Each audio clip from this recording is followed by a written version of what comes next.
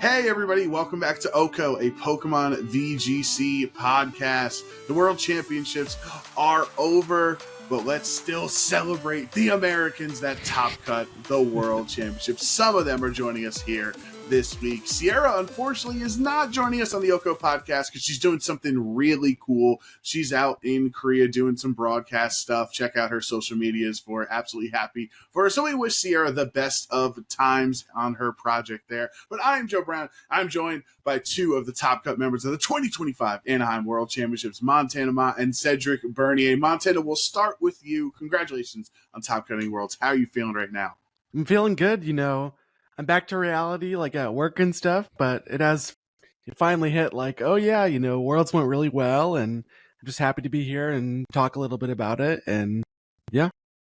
You're that meme of the guys standing in the corner, and they're like, they have no idea I got top 4 in the world, at work. It's pretty true. Although some of my coworkers did find out and congratulate me, so that was nice.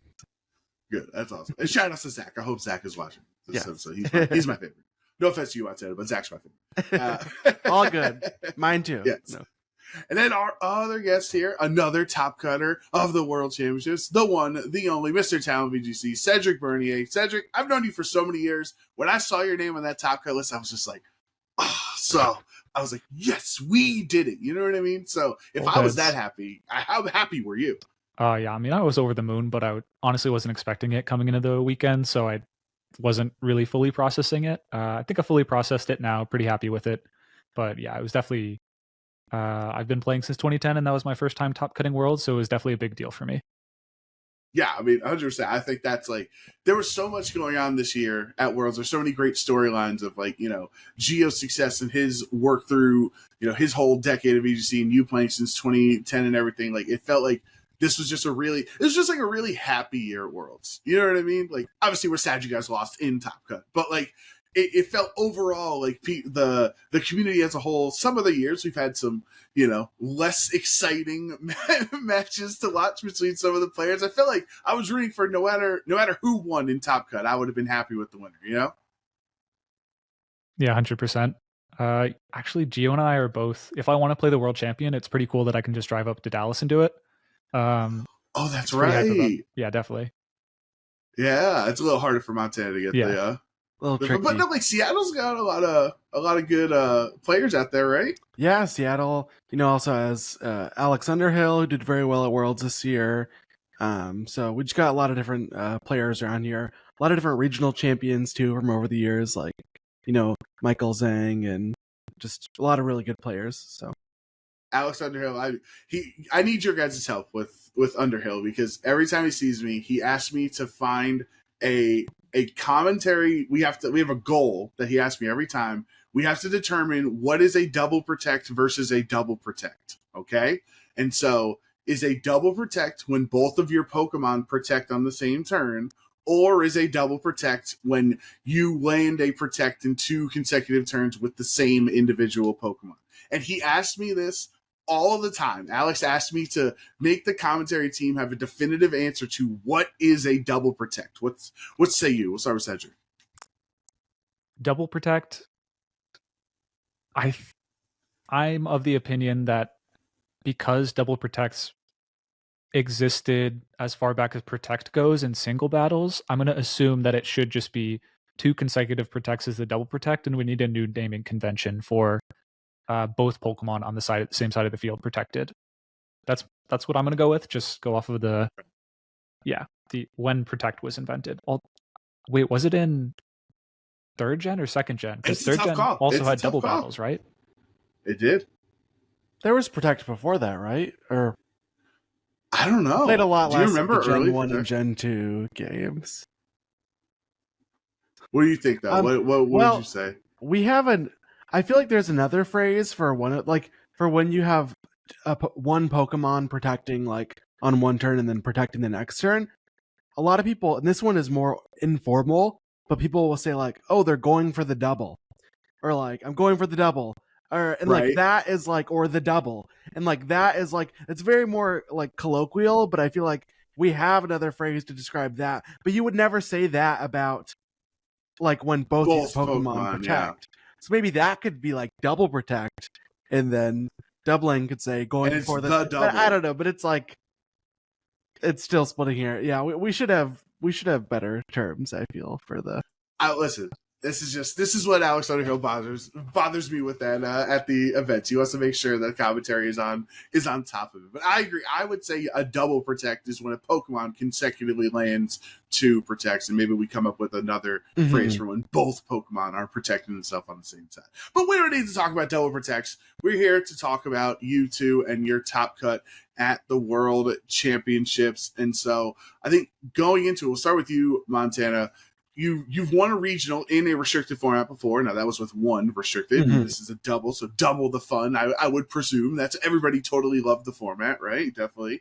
And so, like, what was the preparation like going into this World Championships? Because there's less players this time around at Worlds compared to previous years, right?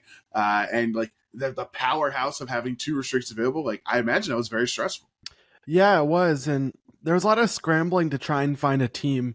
And this is purely anecdotal, but I think a lot of players were in a boat where they did not have a team until quite late for this Worlds, or people were like, nothing is working, or I'm trying all these things and like this feels bad, or I guess I'll just lock this thing. For me, it was like trying a lot of different Shadow Rider teams, because I kind of knew that's what I wanted to stick to, and then I had some sets on the Shadow Rider that I liked more than others. I always really liked the Sash one and the double restricted format, because just the teams I think are a bit more fun to play. To me, like, I know I did the whole setup Shadow Rider back in like Reg G. That's what I won LA with, but it's just like playing that in Reg I don't know why, I just like can't stand it. It's very weird. So yeah, I just focused on Sash Shadow Rider and just trying a lot of different teams, and then luckily, like, I think honestly I didn't have the 6 until maybe a week before the tournament, and I had found some other people who were working on that as well. And I just kind of like, worked with them. So I was happy I was able to find something. And then it's like a matter of, checking your matchups versus some of the top teams that you knew were out there. But then just making sure, like, you don't want to have like a bunch of losses into a bunch of common teams, and you kind of want to stay on top of some of the meta shifts and what was becoming popular or becoming less popular. So yeah, it was very tricky. I think a lot of players didn't have a team until super late. And then Cedric, how was your preparation? You've been preparing for the World Championships so many times over the last decade plus. So what was special about this year? Yeah, it was really good. So in previous years, that would be 2015, 2016, 2018. Those have been the years that I've qualified for Worlds in Masters. So most of those years all of those years I was still a student. One of those years I was in college. So summer was a pretty free period for me. So I could just grind Pokemon Showdown with the team that I liked the whole time, which is more or less what I did. But this time I had to be a little bit more efficient with my preparation, just being an adult, working a 9 to 5 throughout the summer.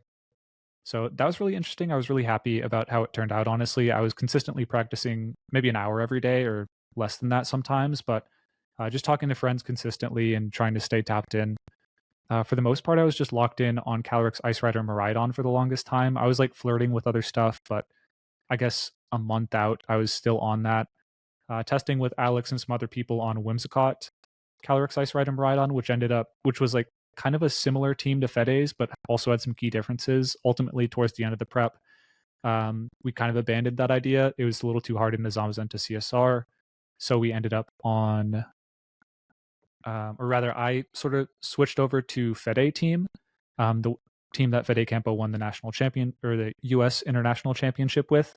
I felt like that was a good team, but ultimately, honestly, I played Gavin on ladder, and his team sort of just caught my eye as what felt like maybe one of the best Amoonguss teams in the format. And I've always been a big fan of Amoonguss, so I sort of switched that last minute. And despite that, it felt like it played pretty similarly to a lot of other teams that I've used, so I didn't practice a whole lot, maybe like 2 days on ladder with it, and then just locked it in without any more practice games, and just went from there.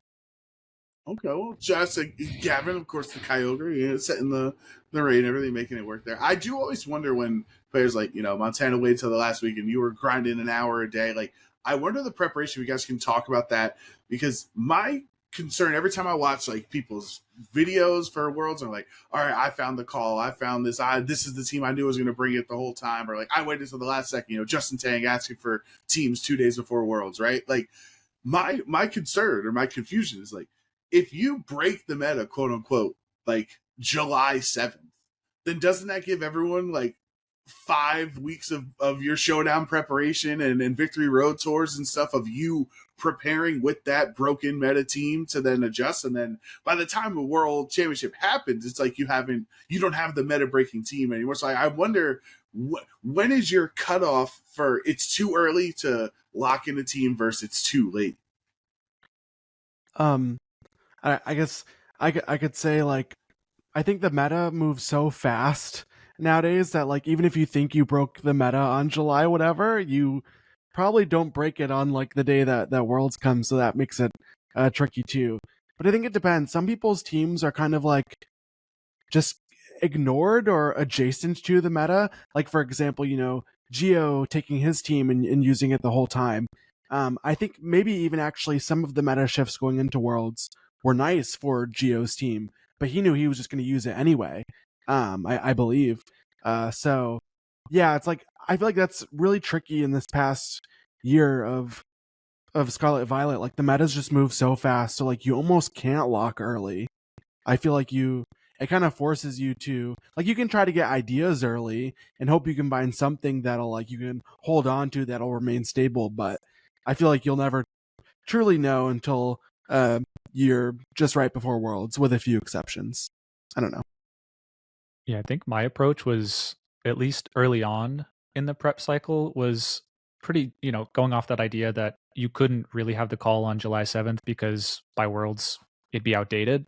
I was just trying to get familiar with as many cores, or like as many accent pieces on cores that I liked. Like I like Calyrex Ice Miraidon. I tested every single Pokemon that's been on a Calyrex Ice Miraidon team this format just to see like what felt like I could reasonably bring this to the World Championship if like 2 days before I realized, okay, this team is the call. I want to have preparation with all the pieces without needing to necessarily spam ladder and give people game plans into my exact team. And that's basically how it worked out for me, where I had some experience on Kyogre, Amoonguss specifically, and I was like, you know what? I don't actually need to practice because I've already practiced with similar pieces, even though they all come together. Like with me practicing them, as long as I had sort of familiarized myself pretty early on, I felt comfortable. And I feel like that was the case for you, Montana, as well, where even if you hadn't had 7 weeks of practice with your team, you'd probably tested almost every single one of those Pokemons in different contexts to a pretty high degree. Yeah, that's a really cool way to do it. And I was probably more narrow and like I think any Shadow Rider Zamazenta team, if someone could put in my hands like the day before Worlds, and if that was the call, I'd probably be comfortable with it. But like other archetypes, I could not do that with. But just yeah, like you said, I tested all the Shadow Rider Zama pieces, kind of like you did, and then it's just like whatever ends up trying to like capitalize on the meta, you just roll with that. So let's talk about your guys' teams here. We'll start with you, Cedric. You're talking about the Kyogre and Amoonguss, and hopefully, usually Sierra handles this stuff. Let me try to share the screen. I'm the worst at this. Okay, hold on, team. I'm so nervous. Okay, hold on. Here we go. Okay, perfect. Can you guys see that? Just want to make sure. Yes. Okay, perfect. So hopefully everybody on the podcast can see it too. We're sharing. We're going over Cedric's Calyrex Ice Rider Kyogre top cut team, and you talk about the Amoonguss. It's kind of just a lot of good stuffs on the board here as well, right? Fluttermane or Shifu, Rillaboom, Assault Vest, Rillaboom as well. So like at any point in this process, like you choose this team because you're comfortable with it. You tried out just like the good mons, and they're working together. I think I believe Nick Navarre also had the same team as you in Top Cut as well. So it's like an effective strategy. But like, talk us through like that final decision to lock in this restricted duo. Yeah, I think ultimately I was between like going on the flight. I don't know if it was 50-50, but I was deciding between the Fede Lunala Miraidon team or this team.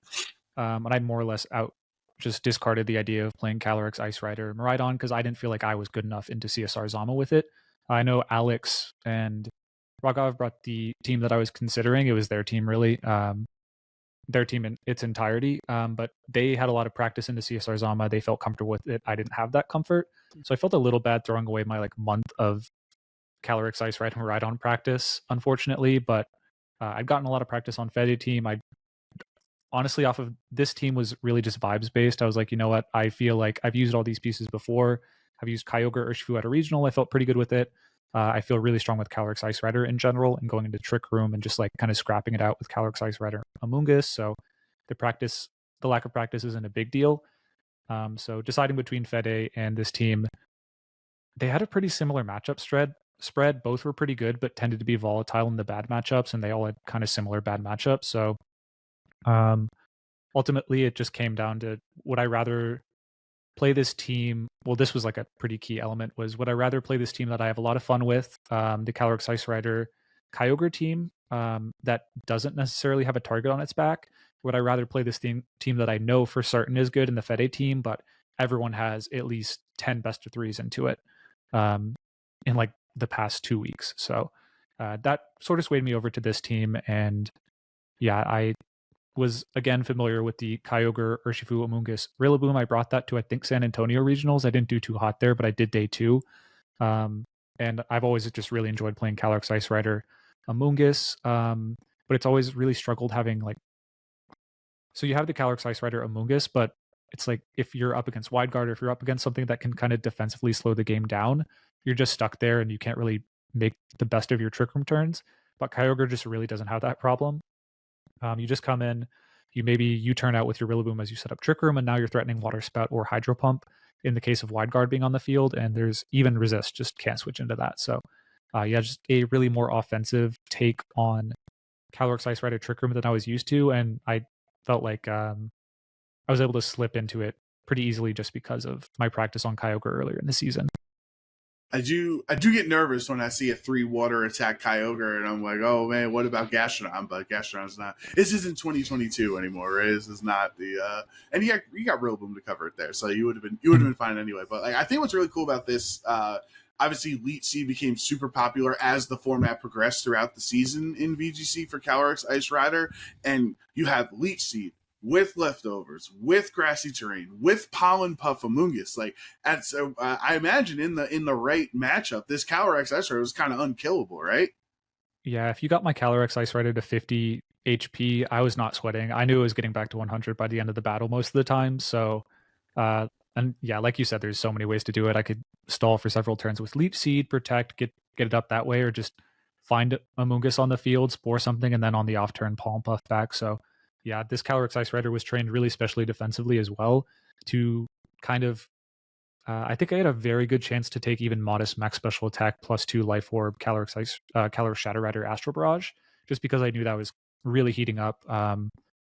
Yeah, all my friends playing Calyrex Ice Rider on the ladder were just like seeing their semi-bulky Calyrex Ice Riders getting taking over 50% after terror from the Astral Barrages, and we were all like, oh no, they're going modest, so we gotta be ready for this. And yeah, there was definitely many occasions where I played modest Calyrex this tournament, and I was able to tank the hits decently enough to actually make it through the matchups.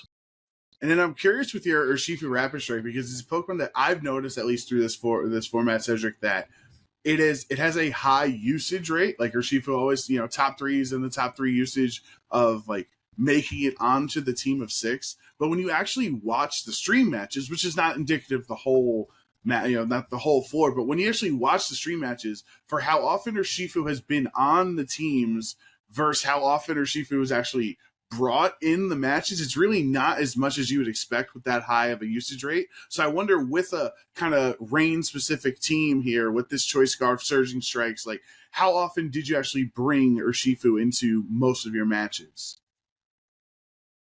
Yeah, pretty much every battle. I was playing this almost like a 4-mon team with Calyrex Ice Rider, Kyogre, Amoonguss, Urshifu coming in most matchups, and then Rillaboom would come if there was a Miraidon more or less, and then Fluttermane was decent into Koraidon.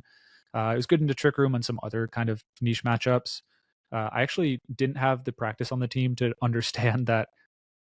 I mean, I probably would have figured this out at some point, but I think Nails and Gavin had a better understanding that if you played a modest Shadow Rider, Fluttermane was actually kind of opened up to just modest Calyrex Shadow Rider. You could just outspeed it with Fluttermane and threaten Shadow Ball or Moonblast.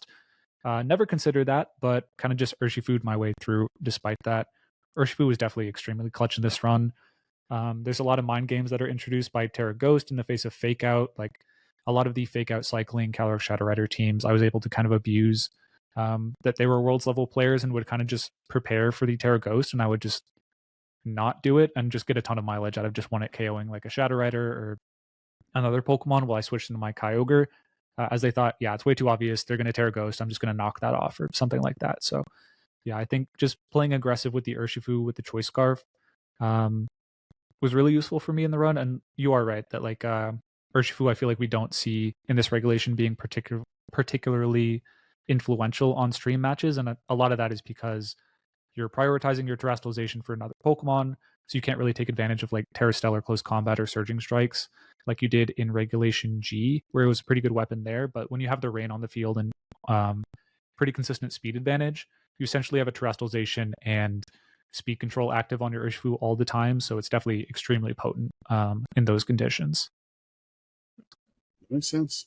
Now let's try if I press the buttons correctly. Hold on. If I see Montana's team here, oh my god, it's so much more nerve-wracking when you're actually pressing the buttons. Okay, now this is your team, and Cedric was talking about he switched his team up because he had a bad matchup or bad experience into Calyrex and Zamazenta, and here you are using CSR Zamazenta, the most, I would say probably feared or most prepared duo of the entire format going into Worlds, right? So, but you got some cool additions on the team on top of, maybe they might be basic, but like you got the Booster Energy Terra Electric Raging Bolt, the Dragonite, Assault Vest, Chiempao. Like talk us through this team. Yeah. So it's funny you mentioned like it being most targeted, and while that does seem scary, what we noticed going in is that Shadow Rider Zamazenta in like these large Victory Road tournaments, it would have a really good conversion rate. Like, despite it, being so targeted and everyone thinking about their matchup, it was still doing like super well. And that made me a little more comfortable, like locking it. I mean, I already was going to lock in on it because it's just like what I know best, but that made me more comfortable in doing that. I guess the main's kind of, well, I could talk about the Assault Vest Chiempao a bit first. Because that had won a large grassroots tournament in Japan, actually. Maybe it was a month or a few weeks or a month or so before Worlds. And it had been picking up. I think it's mostly because of Scarf Miraidon. That was kind of a meta development since NAIC, where Scarf Miraidon was popping off a lot. And what that meant was, if you have these Chiempao on the Sash Shadow Rider teams where they can't run Sash, before, like I took this kind of stuff to Portland and I had Life Orb on the POW, or some people had even experimented with Covert Cloak on the POW to make it like eat the fake outs better. But basically, if you can't run Sash, it's like you have to figure out a good item, and the other ones all just die right away to that Scarf Miraidon, and it's like you can't even go for a speed tie with like an Ice Spinner or something because they're always going to outspeed, and they just kill you with I think even Volt Switch. Yeah. So basically it's like, oh, that's, you got to find a new item. So there's Assault Vest, and then once you have Assault Vest, you have to figure out what to do with that new move slot. It's kind of cool. It's like, well, if I can't run Protect, I might as well run some of these other moves. I think Ruination is really good on Chiempao because it lets, even when you get like intimidated and stuff, and if you're running a bit of a bulkier spread anyway, you can still get a lot of value out of like doing Ruination onto like even Zamazenta. It's like, hey, you'd love to be able to do 50% to Zamazenta with your Chiempao, or to, Ice Rider, Miraidon, or whoever. Or Lunala, that's a big one as well. If they have the defense boost, well, Ruination's still doing 50%. And then this kind of key move here that makes this POW different from even the one that a lot of people brought to Worlds with Assault Vest is Icy Wind. And that was an idea that we switched to about a day before the tournament. And it was a suggestion from Simone Sanvito. Who was also working on this, who had built this, and I was working with him. He had like thought about it, and I think we even had tested it a tiny bit, like, a month before on like a totally different team.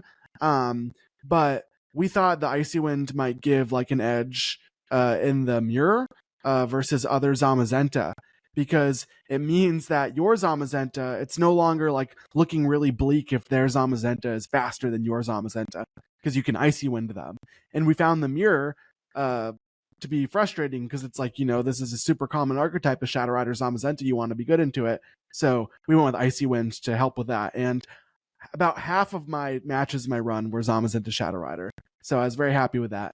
And then Dragonite was also something where that had been picking up a little bit because it was really good into like the Terra Dark Shadow Rider teams, like the Life Orb, like think like the Torviv team that's like Ensign, Rilla, Shadow Rider, Smeargle, or other of those more balancy fake out Shadow Rider teams, or the Marco variant that was like Rilla, Ensign, Shadow Rider, Firepawn. Like Dragonite is amazing into those because once you force the Terra with your own Shadow Rider, you just kind of get to E-speed through their team. And then you can also bring it into other things. Like you can bring it into the Fede matchup in the back. It's funny, Cedric you talked about going off of the Fede team because everyone had lines into that. And like, I think that was a great call because with my team right here, I had an exact plan. Like if I fight the Fede team, I'm doing this thing and we have a great matchup into that. And I was very happy knowing that going into Worlds.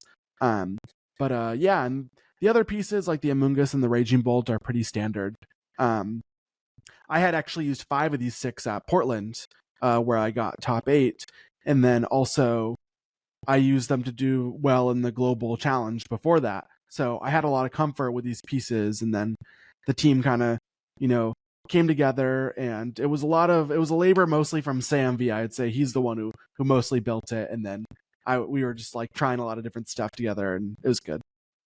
Okay, so I'm picking up on some key tendencies here. So you perform well with a core that you were comfortable with, and Cedric performed well with Pokemon that he was comfortable with using. Geo obviously won Worlds with the team he was comfortable that he was using for 6 months. I'm starting to pick up. That's gonna be a future question from one of our viewers. So I'd be locked in for that. But what I like about this team, Montana, obviously it's the CSR Zamazenta. You are one of the first person I think of when I think of CSR, obviously because of that LA win. I think that was such a cool team. So I'm happy that you're able to use one of your most effective Pokemon. But like the Raging Bolt, Dragonite, Chien-Pao half of this team, it's almost like a throwback. It's like Regulation F-esque. You know what I mean? Like you're just putting the Sword of Ruin out, and you're looking for priority attacks to take care of whatever Astral Barrage doesn't finish off, right? Yep. And I felt like this team always had outs. Like even if things are going south, if you made the correct reads with these priority attacks, you can always claw your way back. And also, one more thing I wanted to mention, is Cedric had also mentioned like making his team better against Mott Shadow Rider, because that was a meta trend that was picking up. Like you said, your Ice Rider lived it. This team, I also did something kind of funny where I trained the Zamazenta to live a +2 Mott Shadow Rider hit. Like it's like half the time, and then if they drop any EVs, it becomes a better roll. And also the Icy Wind, my Chien-Pao was faster than Mott Shadow Rider, so I could Icy Wind it. So that also helped, like staying on top of those meta trends and realizing that spread was picking up, and like wanting to make sure you could like do very well into those teams. It paid off because I also played modest Shadow Riders who, trying to go for more damage, but you're able to kind of punish that. Too, yeah. That's pretty cool that the Icy Wind tech, though, because we've talked for like 3 years about how excruciatingly stressful that 135 speed tier is, right? Yeah. In this generation. So you're using the Icy Wind, you're ensuring that your Pokemon are going to be faster there. Yep. And I love to see those adjustments. Okay, let's see. Look, I can just go from one page to another. Okay, I don't have to go back to it. Let's go. Okay, cool. So this is our top cut on Victory Road's page of the 2025 World Championships. We have Montana right here. We have Cedric right here. So we have 7 Americans and Aaron Brock, who lives on the West Coast. So we're going to call it 8 Americans in the top cut here. Was it the top 20 players? I wonder what like stood out. I imagine you guys have been able to comb through this top cut on your opinion. So we'll start with you, Montana. Like the thing that stand out to me, there's like with Cedric, there's only 2 Kyogres and it's him and Nails using the same team. There's a lot of CSR. There's a lot of Koraidon in the top 8 as well. Like what's one of the big things that since you've had the chance to look at Worlds, like what's the big story here? Yeah, I think as far as teams go, I would say it's probably the Koraidon. And like this, I think this wouldn't have been too surprising for the people who are playing like a lot of ladder leading up to Worlds, because Koraidon, for at least from my like viewpoint, it was picking up in popularity because it had a good Shadow Rider matchup usually. Like, and it wasn't exactly these variants though; it was like other kinds of, Koraidon, like just all Shoma's different team kinds was of pretty popular. Yeah. Shoma had a Koraidon team that was popular. Excuse me, but yeah, I think that was kind of the story, and then obviously these players who used it were able to make amazing runs with it. So it was kind of cool to see that meta trend. I at least think as the Shadow Rider player, I was trying to dodge the Koraidons.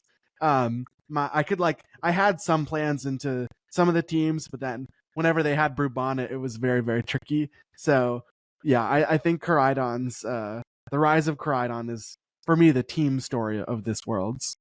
Did you feel Clefairy betray you on Mao's team? Clefairy showing up. Yeah. Well, it's funny. I had tested that kind of team like super early, but it is cool to see it doing so well. It's like you need the Clefairy to help with the Trick Room teams, I think, because Koraidon and Shadow Rider are inherently going to have a pretty hard time. But yeah, it's cool to see that Clefairy is still doing well, even if it's not on the teams that I like to use. Hey, if you love something, you gotta let it go. Yes. Right? All right. And Cedric, what about you? What was your big standout what's your takeaway from the top cut teams? I think it's a mix. So there's obviously what's actually here in the top cut, but there's also, like, importantly, what isn't there. And I feel like many people's impression coming into this World Championship was this was not going to be a Worlds where like something comes out of nowhere and win. It'll be something that's established, and that is the case for Geo, winning with a team that was literally day one what people thought was one of the strongest, but kind of faded over time. But he just, through experience, made it good. But also, like, the top players just running back their teams from NAIC largely did not have the same level of success that they did at NAIC. Like, even though there were some people who were able to, like, through just sheer inertia of knowing their teams, make it through the extremely stacked tournament and make it to the top cut, or even win the tournament in Geo's case. There are a lot of players missing who stuck to comfort, and the meta kind of just warped around them to beat them, just because it was so uphill playing with teams that everyone knew. So yeah, that's kind of the standout for me. And then Smeargle. Smeargle definitely a huge takeaway, just seeing Hirofumi just lead Smeargle Koraidon and double protect and rub his hands together and hope for the speed boost. That was pretty eye-opening as like how effective that could be. And it's not even like bad odds across a best of 3. Like, if you do that 3 games in a best of 3, then odds are not bad you're going to get a speed boost and just snowball a game that way. So yeah, that was definitely something that I think we weren't really respecting enough coming into Worlds. If you didn't have like a taunt Flutter main or like a taunt faster Pokemon that was somehow immune to fake out, your matchup ended up being a little suspect to Smeargle, and that ended up being the case on a lot of the stream matches, and that was definitely very scary. I wouldn't have wanted to be facing that myself, even with an Urshifu and a taunt Flutter main to kind of handle that. It still introduces lots of mind games, and it's just an incredibly game-breaking Pokemon in restricted formats. Yeah, I was trying to find it. It looks like I can't find it. Maybe they don't have it this time, because usually Victory Road does include the graphics from the day 1, day 2 usage and stuff like that. And I believe Smeargle was like 18% usage on at Worlds, when it was a Pokemon that was like, for the most part, pre-NAIC, like, I won't say non-existent, but like virtually non-existent compared to 18% usage, right? So obviously I think that's the big thing to me. I think one of the other standouts, I think, is that Ogerpon Hearthflame became really popular again just in time for Worlds, after the post-NAIC stretch was doing really well on a lot of the grassroots tournaments. And then Landorus Incarnate, James Evans having it on his team, as well as, I'm pretty sure Hirofumi has it. So 2 Landorus Incarnate in the top cuts.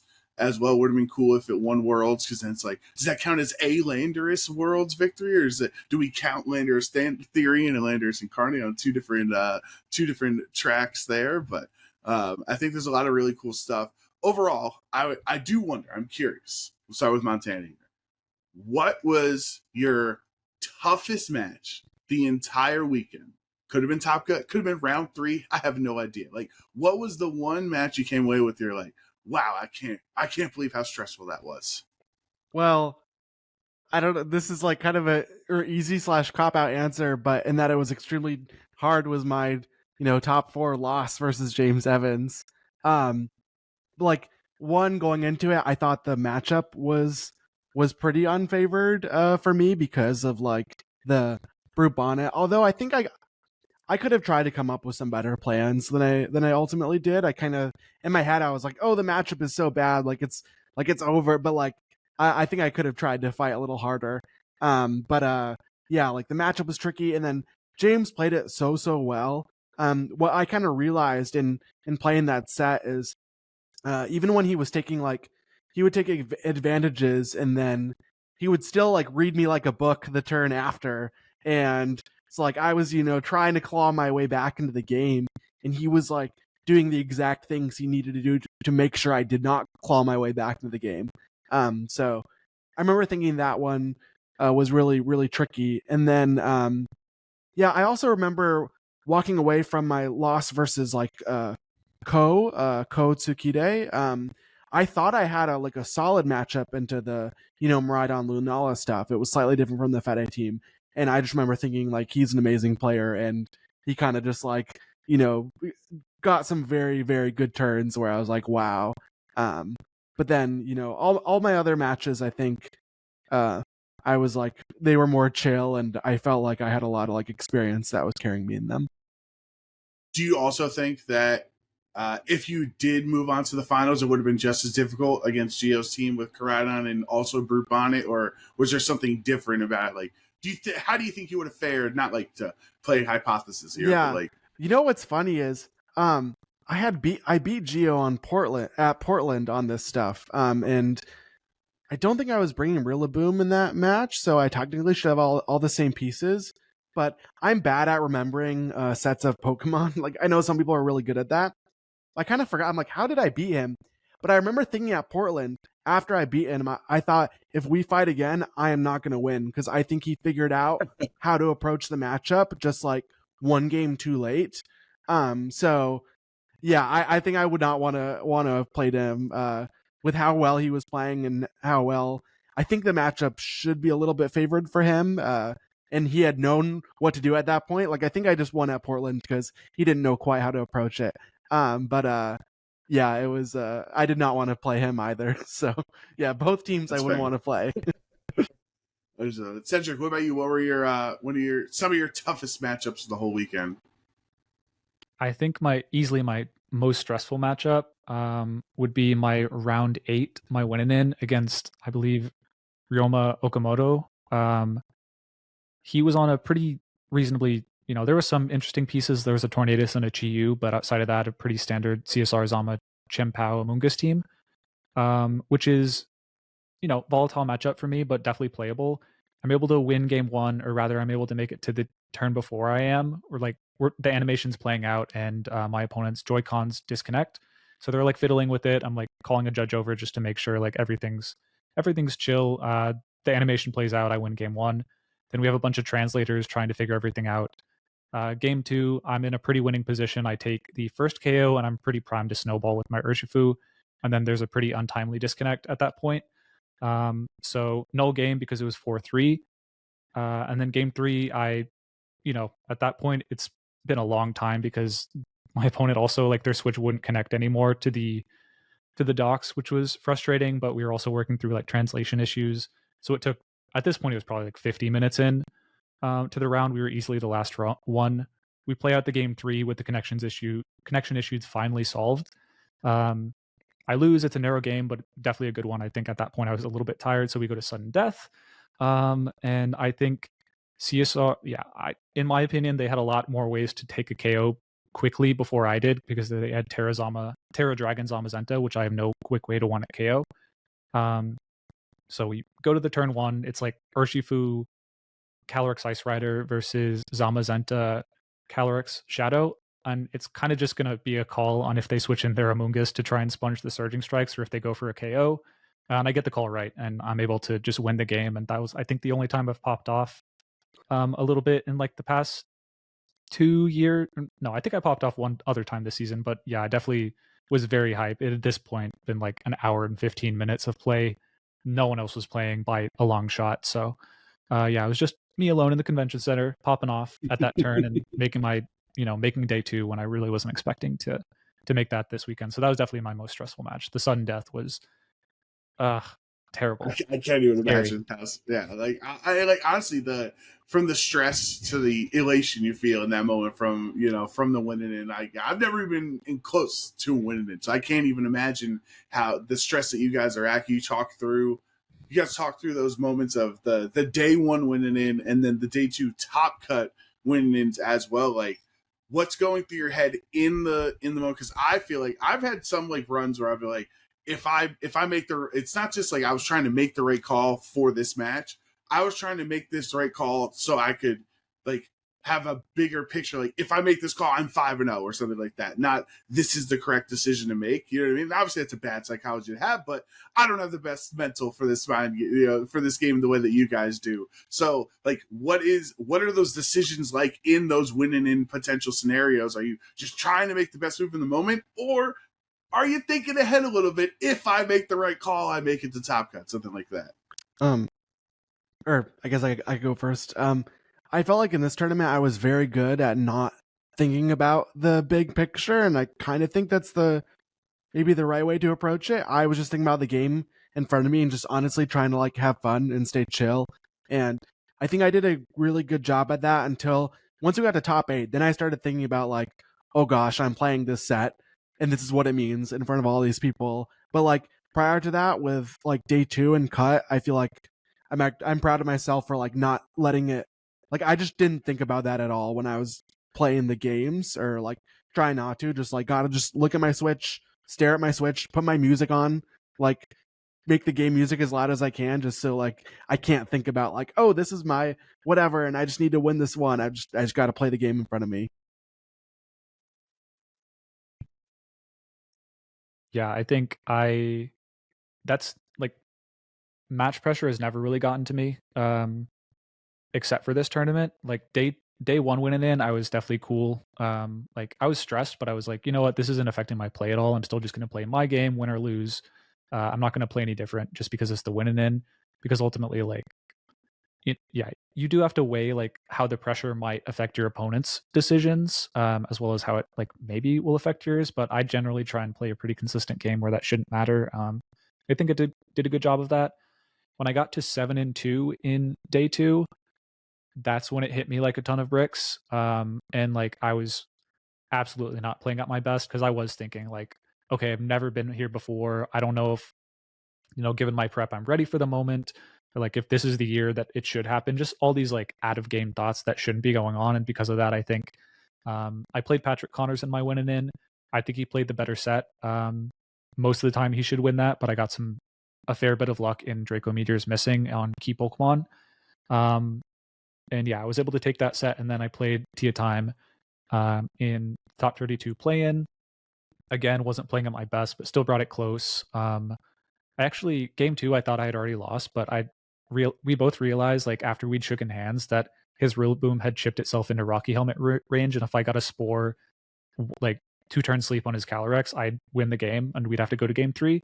But he crit through Astral Barrage, which absolutely fair play. I shook the hand, so I actually had already given up sort of on the game, so it didn't actually sting that much. But yeah, I think I was a couple of calls that I really would like back, a couple turns where I was like, man, I did not play at my best, and I think in almost any other headspace I probably win that. But that's part of playing this game. You get into a situation that you may or may not have been prepared for, and the next time, whether you win or lose, you're ready for it the next time you're in that moment. And this time I lost, but the next time I will be in that moment, I will be ready for it and try to make sure that I have the best odds. that's exactly what I was saying. I'm saying next year's World, Cedric, you're gonna have that experience. You're not gonna overthink it. You're gonna be ready for top cutting next year in San Francisco. That's gonna be exciting time. And I do wonder, because you guys are both regional champions. You got now Top Cut the World Championship. Like how does that World Top Cut feel compared to being like one of the best in the world, but not coming home with the title, versus being the best player in the room at a regional championship? Like, what is that, aspect? Like, what felt better, winning the regional or top cutting worlds? I guess I can go. For me, like, I had never done well at an international tournament at all, like anything above the regional level. Like, I done bad at every international in the prior worlds. So for me, I felt better about the worlds one, I think, on it, because like with regionals, I had gotten like a little bit further prior to that, and with worlds, I'd never even gotten close to like a really solid finish at like such more of a global scale. So I think it felt cooler, or like harder, or more earned a little bit. But I think it's just because of the circumstances I had with my other finishes going into it. I think for me, it comes down less about the result and more about the level of play. And I think in my regional wins, I was much more dominant and ahead of everyone than I was at Worlds this year. And that's partially because the players have just gotten much better. But I also think I was better prepared in all of those tournaments. And that, I was really well prepared for this tournament, but I still think I was like maybe at a 7 out of 10 in prep and play. Whereas at the regionals, I think I was like very close to like a 9 or something. And so, yeah, kind of just, I think right now the regionals like mean more to me still, but also I didn't get top 4 at Worlds. I don't have the cute Pikachu trophy. I think there is some disparity there, in that, I just fell a little bit short of, I definitely fell a lot shorter than Montana did at this World Championship. So maybe the regional, regional top 32 kind of close. I'd imagine regional top 4, I'm feeling on top of the world, like you are, I'm sure, Montana. Yeah. Are you looking at your Pikachu your statue right now? I haven't figured out the display for it. Like, I know, I don't know yet what my plan is. So, I mean, it is over there, but it's in a box. But yeah, like Cedric, you mentioned play, and I feel like at this Worlds, I was really proud of like my day one, and especially my play during Swiss, I think was like some of my best play I've ever had. And then I think my stream sets were not that, but I was very happy to be proud of like my play. Whereas I feel like I had a lot of tournaments where I was just like, I feel like I could have tried to play that better or whatever. But at this tournament, it felt good to be like, no, I think like this set, like I played, like I gave it the best I could. Yeah. Now here's the thought. Just I'm always fascinated, like the psychology, the mental aspects from some of the top players. On like I'll do this a lot of times with players. I'll ask like the would you rather, like would you take this or X or Y, and since you both won regionals, you both top cut worlds. Like my thought is, how many regional championships would it take for you to rather have that as your accomplishment than one-time world champion? Basically, like, would you rather be an 8-time regional champion, 9-time regional champion, or whatever? At what point, at how many regional championships would that be more valuable to you or a better accomplishment to you than being a one-time world champion? I want to hear your psychology. Cedric, what do you think? My heart is saying one-time world championship will outweigh any kind of regional win, but then like my mathematical brain is like, well, if you go to 200 regionals for the rest of time and the prize pool keeps scaling at 2x per year, at what point does the financial yada yada yada outweigh the world championship? But I think like realistically, it's got to be world championship greater than any amount of regionals. That is like, realistic. 14-time regional champion Cedric Bernier. That doesn't sound cool? Doesn't sound better than world champion. No. Wow. It sounds cool. It sounds very cool. But Okay. I think if you ask like Wolf or something to trade away 10 of his regional championships for another world's title, he's doing it in a second. And like probably similar for like Riley Factura, who's at 6 or something. Like, yeah. I agree completely. I think there's no number. Maybe with ICs. I think that like with it, like would you be a like several time? Okay, but it's still, 7-time international champion Montana Mott. That sounds kind of. That one gets really. That's tricky. a lot of money too. That goes hard.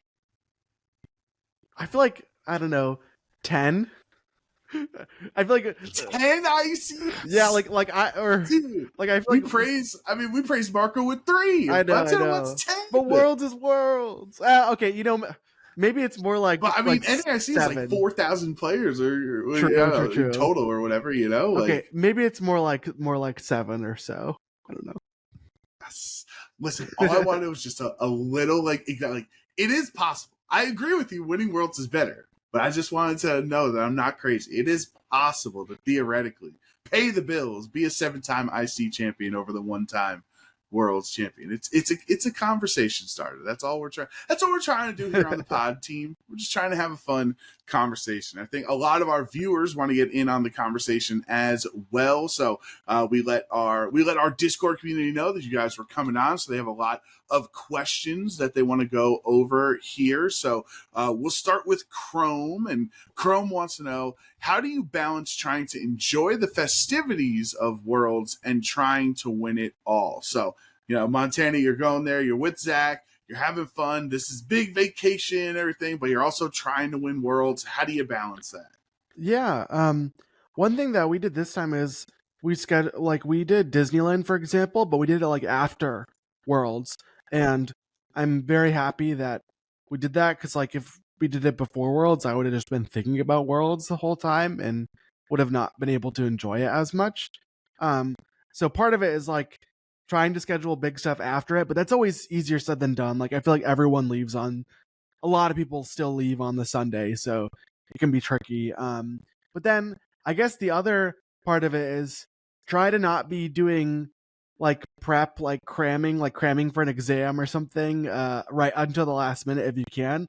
Like if you've locked your team and you're comfortable, you're feeling good, then I think maybe you can actually go and enjoy some of the different like things going on around the tournament.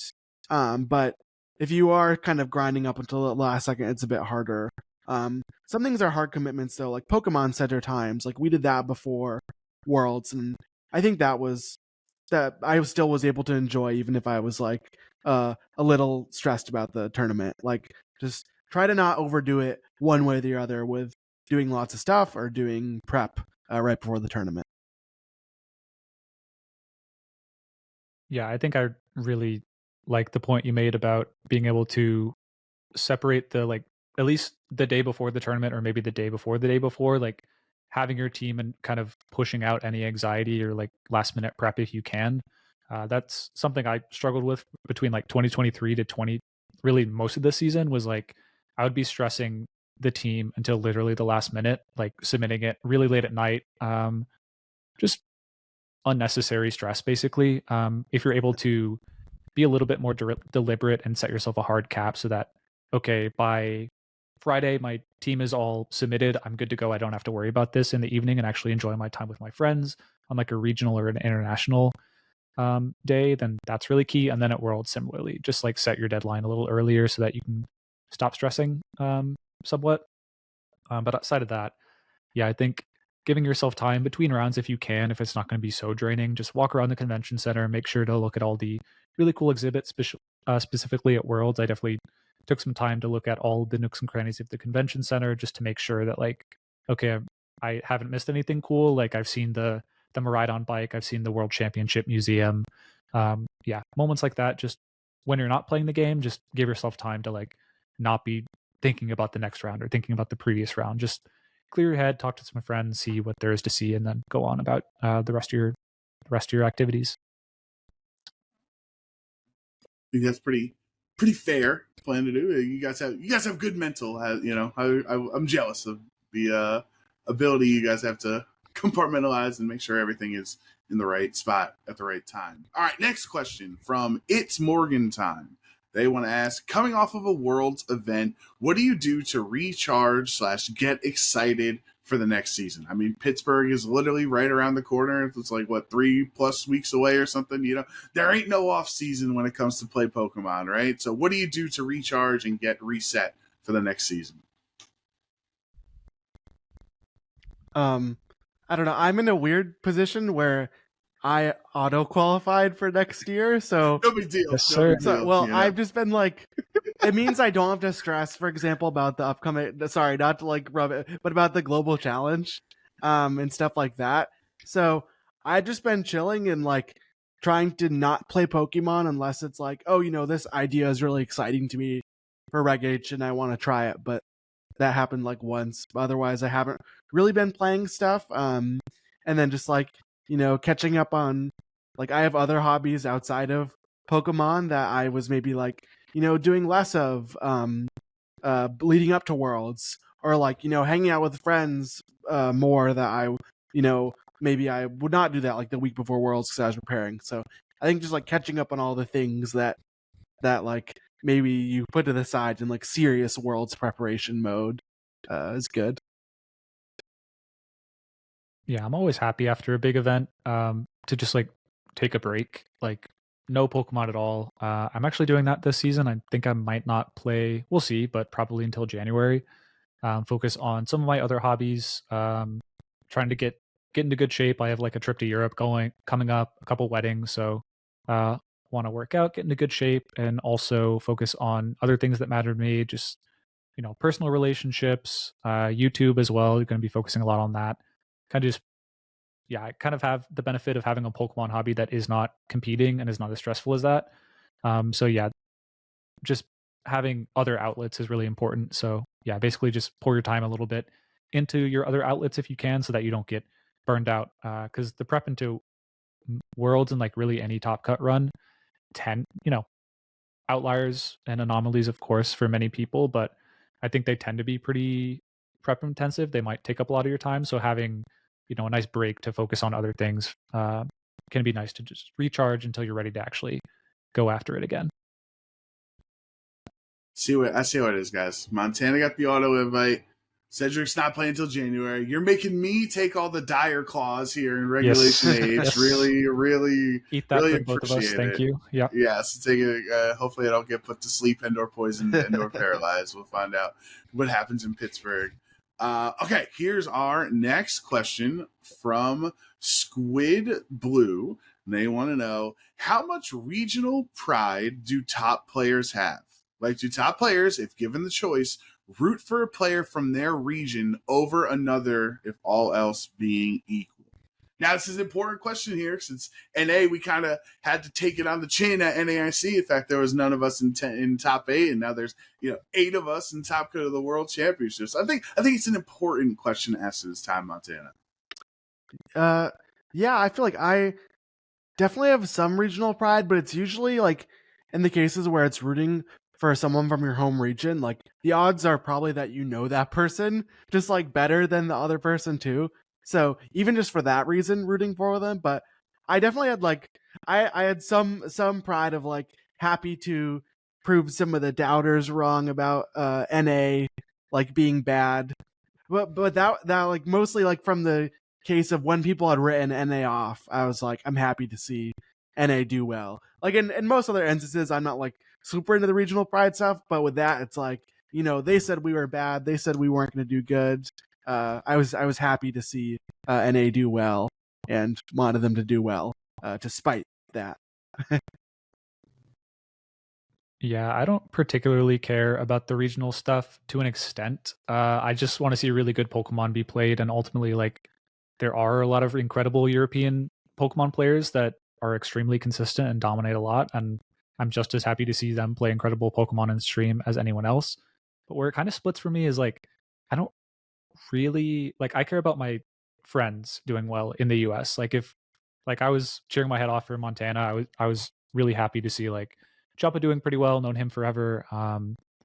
And like, yeah, seeing Geo do really well. Like, I remember I was talking to one of my friends, Blake, like in 2023 or 2022, he just played Geo at a local or some kind of tournament, and Geo knew like all about Blake's history, despite being a relatively newer player relative to Blake's time. I guess like there's some overlap in Blake's time in the Sun, and then this is Blake Hopper for context, someone who's gotten top 16 at Worlds 3 times, 2014, 2015, 2016. But yeah, he was like, yeah, I don't know who this Geo guy was, and I was like, trust me, like he's so good. He's definitely one of the next top players. Just having like seen him play on Team Texas in like 2022 or 2023. So yeah, seeing him like go from that to how good he is now, it's just been really incredible. And so I was definitely rooting for him really hard as some Texas regional pride.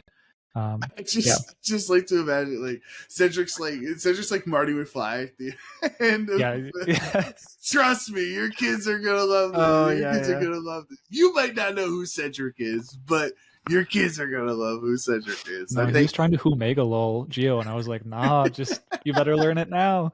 You better learn who he is now. That's funny.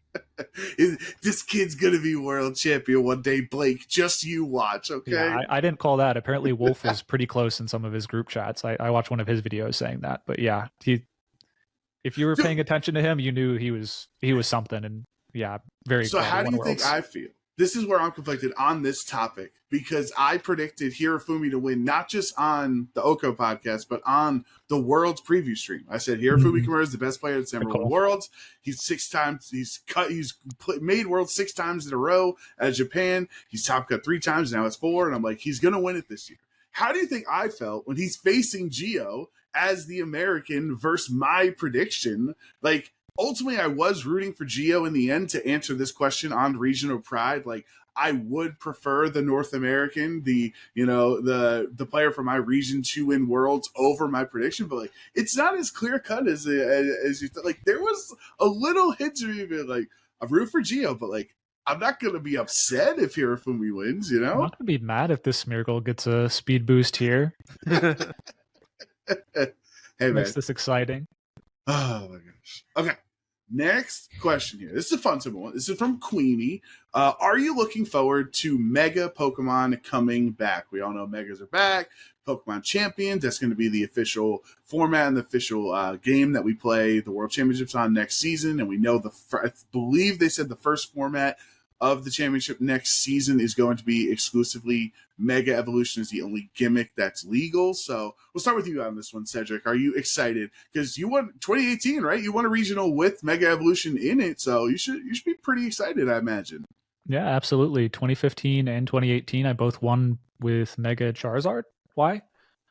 So yeah, I'll definitely be happy to revisit that. There's a lot of like mixed opinions on how Mega's centralized team building around these like core pieces, but I think if you've been playing VGC for long enough, like even if it's not a Mega, you sort of see that regardless. So I don't really pay too much mind to that. But yeah, I'm definitely very excited. I'm probably going to try all the new Megas at least somewhat competitively. I want to get away from the Charizard Y, even though it's a bit of a comfort piece for me, just because in the World Championship I brought it to, it was definitely very unkind with accuracy. So maybe pick something a little more consistent like Salamence or Kangaskhan this time around.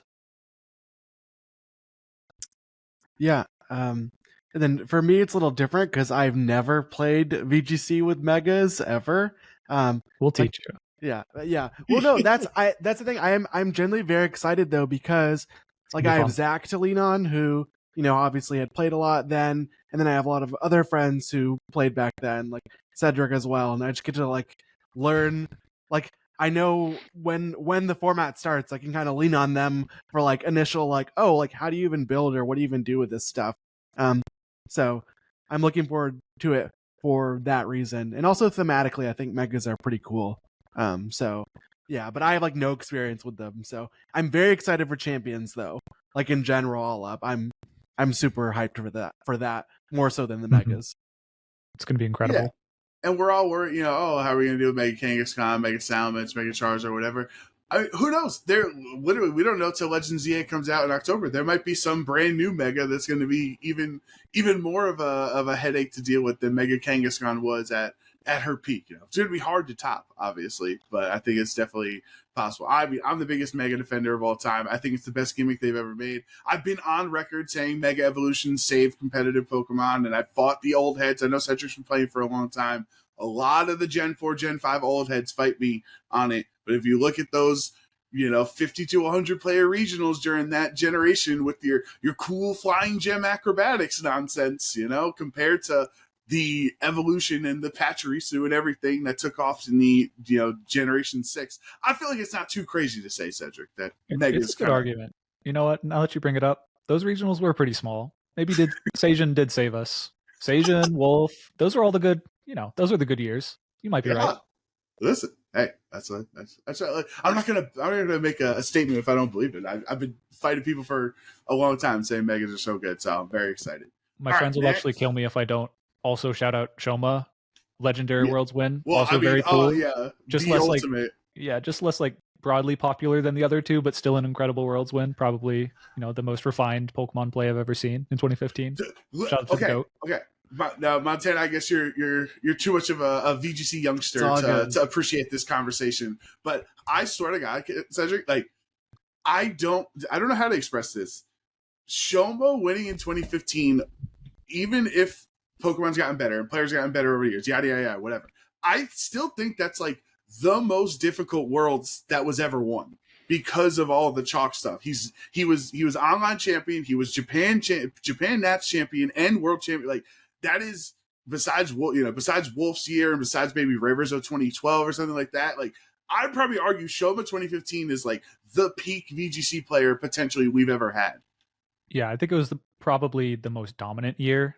It's hard to argue with winning the online qualifier, winning Japan Nationals, which at the time, whether our Japan bias is accurate or not, was seen as the most competitive tournament, a very important tournament to win just because of the conversion rate to success at Worlds and then winning Worlds. I don't think he went undefeated, but regardless, he just had an incredible run and beat a ton of other incredible Japanese players. Yeah, dude, he was playing on another level that year. In my opinion, the most dominant world champion at a Worlds. Yes, cool. I'm not crazy. It's good. He backs me up here. That's what I love about it. I was watching Shoma on day 2 in the player area. I was walking around just watching him still at the top of his game 10 years later. He had just so much aura sitting there with his Switch. I was like, that's the world champion right there. Let's go, Shoma. I was so excited for him. All right, next question. Yeah. Enough about me here. So we have from Aqua Warrior. Which format do you prefer? And I imagine I'm going to get the answer here from what your plans are for the next 5 months. Which format do you prefer, Regulation I or Regulation H? For me, I think I have to say I just because H never really clicked for me, in terms of finding success in it. And that warped me liking I more. But I don't know, I like some of the pieces of H, the lower, power level a bit, and some of the creative teams I think are really cool about H. But for me, just because I did so much better at I than I ever did at H, I feel that just molds my perception where I'm I like clicking Astral Barrage and Body Press, and so sorry to the Reg H lovers. Yeah, I think I'm in the same boat. I don't hate H, but I think regulation, the last 2 weeks of preparation for Worlds this year was probably the most fun I've had playing Pokemon in the last 3 years, pretty easily. Outside of the first month of a new generation, obviously that's the most fun for the most part. But yeah, in terms of refined established metagames, this has been my favorite towards the end of it. Whether it was because it was good or I was just finally finding my step is hard to say. But yeah, I really did enjoy Regulation I towards the end. And if we happen to get it again, I wouldn't be opposed. Wouldn't be mad. Yeah.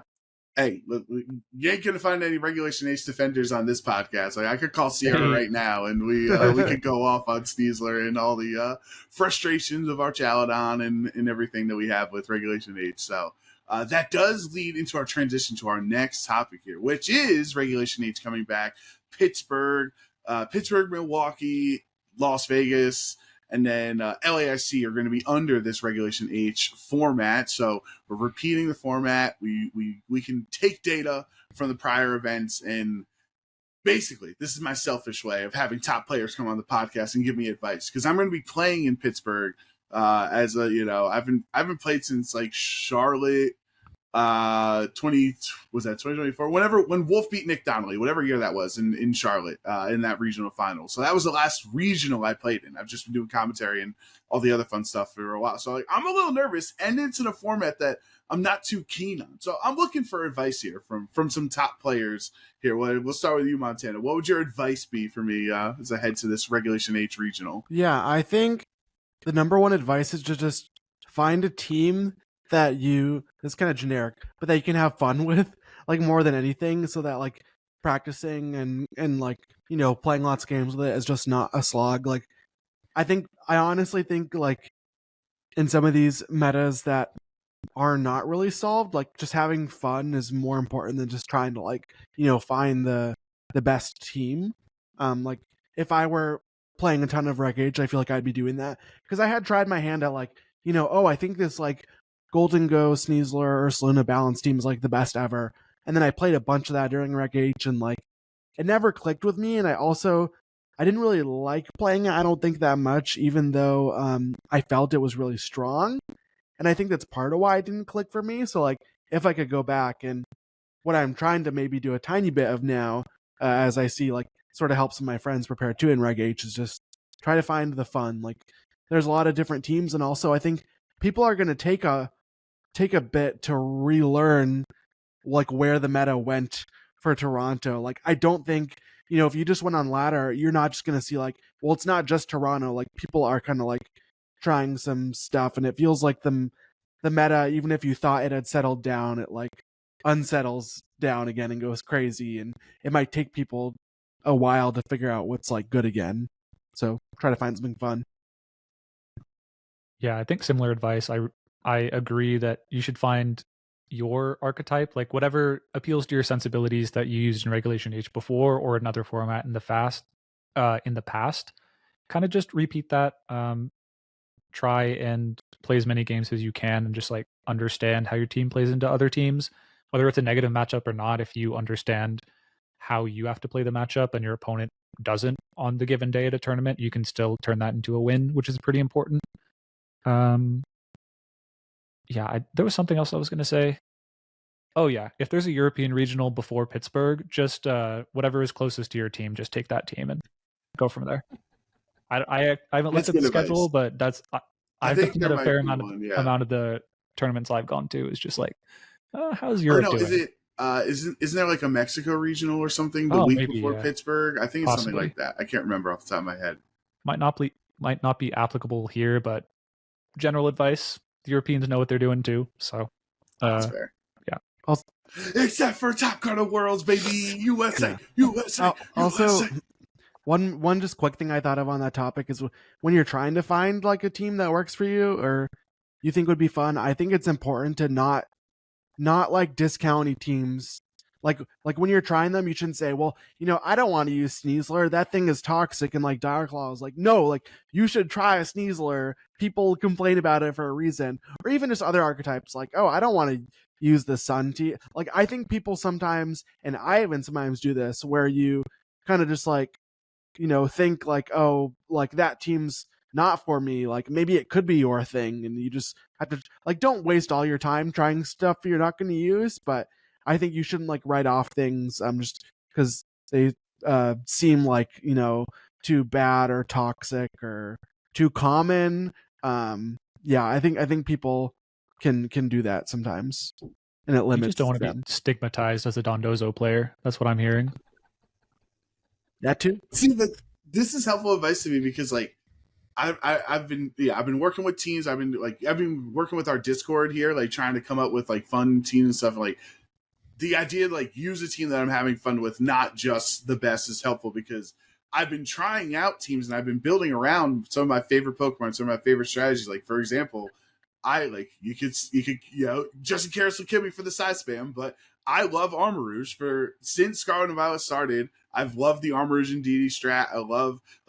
I go back to like Regulation A, before we even had San Diego regionals. Like, me and Gabby Snyder, like, we made an Armarouge and DD team that like somewhat helped shape the identity of size spam in Scarlet and Violet that was really, really cool.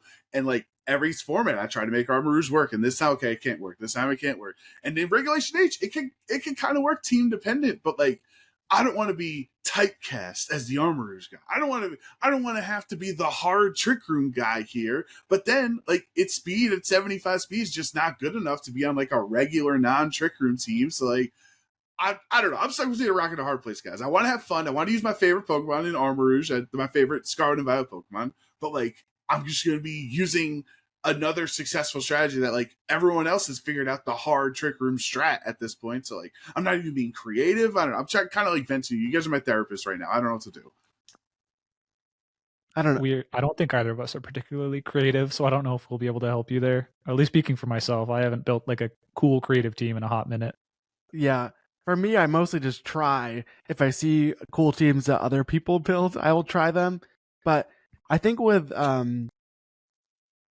I don't know. I think there are some. I think hard Trick Room can be good as long as you don't play it like you don't just try to do the same thing every game. I think the good hard Trick Room players make some crazy aggressive turns, like switching in their Pokemon turn one or saying you won't do this.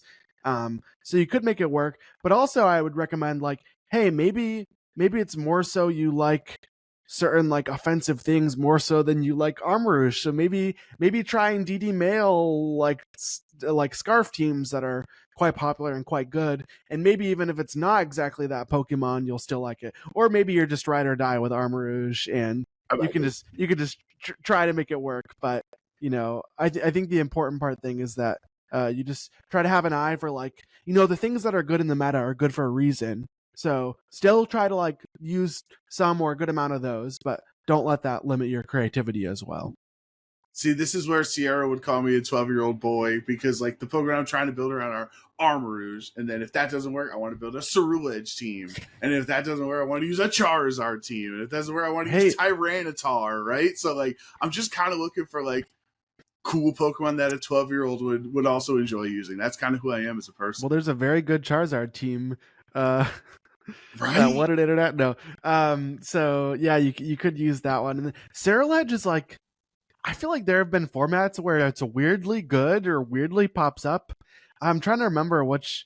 Wasn't there there was a top 4. It's either top 4, I think, in Louisville. That was Regulation H. Okay. That was Ceruledge. Yeah, but like, if I roll up with somebody else's top 4 team, I'm going to sit down, I'm going to dock my Switch in, whatever we do, I don't even remember. And like, someone's going to look and be like, Joe's not creative. He's just someone else's team. I mean, you could make you have it better. A reputation to uphold. That's what I'm saying. If you build a reputation for being boring and only using Amoonguss and Incineroar, then you're totally fine. Or Shadow Rider, sure. Inertia Fit. Exactly. I gotta build up my reputation now as the team taker, instead of the team creator. You have to break the glass. You got to jump through the wall like the Kool-Aid Man and just say you're here and you're not using Ceruledge and Armarouge anymore. Our talent on here I come. I'm just thinking of Incineroar jumping through the wall and being like, "Oh yeah," like the Kool-Aid Man. Hey, listen, I've been prone to use Incineroar. I'm not afraid to use good Pokemon. I want to be clear with everybody here. I'm not just out here trying to use Luxray instead of Incineroar or whatever as my Intimidator. I don't even know if Luxray exists in this game, to be honest with you. Like, I'm aware of the good Pokemon, and I'll probably have a Sneasler on the squad because fight fire with fire, right? That'll be one of my spots. I'll keep you guys updated in the DMs with some of the team building. Honestly, hit up Jake. He had a pretty cool team at Toronto, I think, right at the end of the format. So it's kind of slept on, kind of quirky. You might like it. Okay, I'm down. Listen, I'm taking any advice I can get at this point in these team building stages, and I'll try to play in the global challenge and stuff, which is next week. I thought it was this week, and I was excited, and I got to wait another week. So turns out it's not actually for another week here, but. We're gonna start closing out the show here, and what we always like to do at the end of every podcast is answer our question of the week. And this is different from the Discord questions that we already had in this conversation. At the end of every week, if you're ever interested in asking us or our guests any burning questions about Pokemon, about life, about anything you have, join our Discord linked in the description down below and ask your question of the week in that channel. So down below, exactly. Cedric's got it. Hey, you No, know the yeah. YouTube Down below. algorithm. You know how it works, Cedric. You got this. Big red All right. arrow, giant red arrow. So here's our question. Question of the week provided from Queenie. They ask, fun question. You somehow end up in a finals at any event, so regional, worlds, in that whatever event you want in your head here in the scenario, with one surprise Pokemon that most people would consider bad at competitive.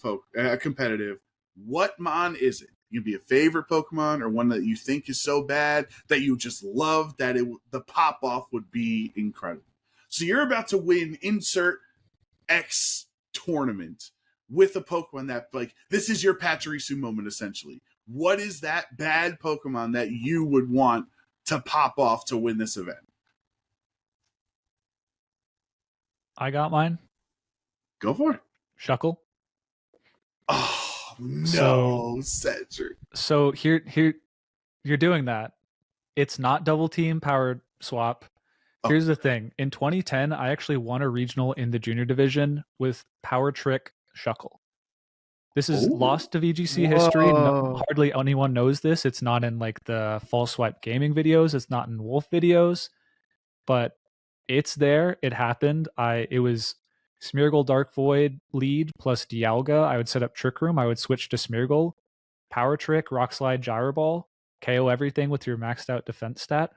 And I didn't even use a second restricted in that format. I used Macho Brace Zapdos because the coverage with Discharge, Heat Wave, Hidden Power Ice was perfect with Rock Slide, Gyro Ball.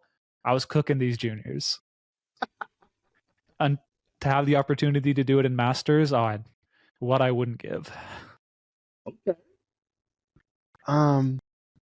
It's a good question. I think, and I don't know if it's ever been used in any competitive context seriously. I know its evolution has, but to win a regional or win some giant event with Meryl would be very cool. I know I have a lot of friends who love Meryl, and I love Meryl. Like literally so cute, so round, so sphere and orb shaped. So having some way to just like get a big win for Meryl, I'd be very happy to do that. I don't know how you'd make it work. Can it do? It doesn't get Endeavor, does it? I don't know. I've never looked at Meryl's stats. It's never looked at its competitive viability. Maybe it does. Paris song? Oh, because Meryl gets it. Maybe. There's just Could a be very huge. cute Pokemon that I like a lot. And and I couldn't think of one because I was trying to think of my other favorite cute Pokemon is Clefairy. And I was very fortunate that it is very good. That would work. So yes, I love Clefairy. Maybe Meryl hits a specific slow speed stat with a certain bulk threshold with Eviolite or Focus Sash or something. Plush Paris song. Maybe. Maybe we're doing something there. Or this might be the Totodile situation, or with the 5-mon team, and then you throw Totodile on at the end. No, they brought it every game. They brought it every game, totally. I think so. You know what? You're right. You're so. It was actually just spoilers for Legends EA. They were just like. I think for me it'd be another water type. For mine, it would be Greninja because I tried so many times in 2014 to make Greninja work. I was doing like these silly strategies with like a setup Pokemon and then mat block Greninja to like stop damage turn 1 and click, Swords Dance or click Nasty Plot. And then Greninja becomes a fighting type afterwards because of Protean, right? Like I was trying so hard to make Greninja work. I think like if there was ever like Ash Greninja being legal or like, some way to make Greninja really cool, that would be like, I would want to be known as the guy that won insert regional or insert IC or something with the Greninja. Yeah, that'd be cool. Maybe next generation. I think Alberto really liked Greninja in 2015, 2014 as well. It was just so cool. But like the issue was like, okay, so I mat block, I turn into a fighting type, but then I'm still weak to Moonblast. Like I'm still weak to Play Rough. Like I have to go from dark to fighting. It didn't actually change my matchup spreads really at all. So unfortunately I was not able to make mat block Greninja the world beater that I thought it was. Sounds cool though. In my head. I do have so we do have also. I just want to note there were multiple questions in the Discord about the OHKO mascot and our OHKO origins and things like that. And so this is just a little caveat quickly for our OHKO community members. If you're ever wondering what our OHKO mascot is or what our OHKO logo design, inspiration is, something like that, I think you guys can figure it out. It's been a part of every episode.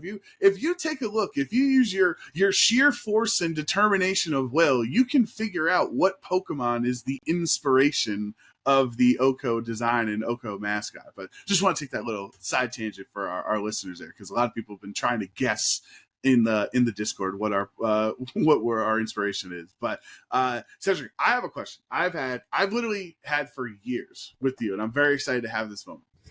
Your 0 follower bit on Twitter is truly one of my favorite things on the planet. Every time I see you tweet and they're like, look at your profile, like even when I messaged you like for this podcast and I see the 0 follower bit, I giggle every time. What was the inspiration for this? And how do you see people's tweets? You don't follow anybody.